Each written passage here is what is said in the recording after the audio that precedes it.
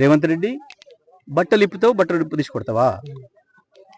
ఎందుకు నేను నిలదీస్తే రైతాంగం ఆ విషయాన్ని రిపోర్టర్ మిత్రులు వాళ్ళ వాళ్ళ మీడియాలో చూపిస్తే కొడతావా? జైలుకు పంపుతావా? మాట్లాడిన వాళ్ళని బట్టలు తీసి కొడతావు, అవి చూపించిన వాళ్ళని బట్టలు వేసి కొడతావా? ఇప్పుడు నీకు రిపోర్టర్లు అంటే భయం వేస్తుందా? ఇప్పుడు రిపోర్టర్లు నీకు సైతాన్లా కనబడుతున్నారా? ఇప్పుడు నీకు తల్లి బిడ్డలు గుర్తొస్తున్నారా?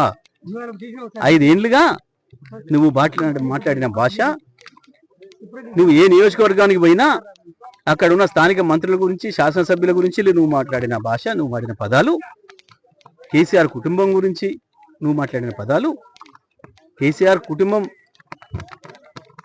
కొడుకు కూతురు రాజకీయాలు ఉన్నారు కాబట్టి మాట్లాడినంటే సరిపోతుందేమో. కేసీఆర్ మనవళ్ళు మనవరాల గురించి కూడా నువ్వు మాట్లాడిన భాష, నీ యూట్యూబ్ ఛానళ్ళు, నువ్వు పెట్టి స్పాన్సర్ చేసిన యూట్యూబ్ ఛానళ్ళు మాట్లాడిన భాష గుర్తొస్తుందా రేవంత్? అందుకే ఇప్పటికైనా తెలుసుకున్న వాస్తవం ఏందో, విమర్శలు వస్తాయనే విషయం పబ్లిక్లో నిలబడ్డ తర్వాత తప్పకుండా ప్రజల నుంచి ప్రశ్నలు వస్తాయన్న విషయం మొదటిసారి తెలుసుకున్నావు. కానీ బుద్ధిగా ఉండు, సంస్కారంగా మాట్లాడడం నేర్చుకో. నీకు ప్రజల్ని బట్టలిప్పి కొట్టే హక్కు లేదు, కానీ ప్రజలకు ఉంది. నీ బట్టలు చింపేటట్టు కొట్టే హక్కు ప్రజలకు ఉంది. ఎందుకంటే నువ్వు బాకీ పడ్డావు ప్రజలకు.